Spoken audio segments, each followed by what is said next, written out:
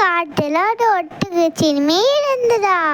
அது உயரமா இருக்கனால அதுக்கு அது பிடிக்கவே பிடிக்கலையா. நான் உயரமா இருக்கனால என் ஃப்ரெண்ட்ஸுக்குள்ள விளையாடவே முடியலன்னு ஃபீல் பண்ணிருந்தா. அவங்க ஃப்ரெண்ட்ஸ் எல்லாம் குட்டியா இருந்தாங்களா. ஒரு நாள் அது ஒரு மரத்துக்கு கீழே உட்காந்து தூங்கிட்டு இருந்ததா.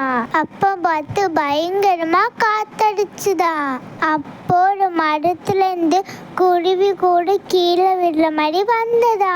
அப்ப இந்த ஒட்டகச்சிவிங்கி அதோட பெரிய கழுத்தால அந்த கூட காப்பாத்திருச்சான். பெரிய பறவைங்கெல்லாம் வந்து என்னோட உயரத்தினால என்னோட கூட நீ காப்பாத்திக்க அப்படி சொன்னதா. எல்லா பறவைங்களும் நன்றி சொன்னாங்களாம். ஒட்டகச்சிவிங்கிக்கு அப்பதான் புரிஞ்சுதா என்னோட உயரம் என்னோட பலம் அப்படி சொன்னதா.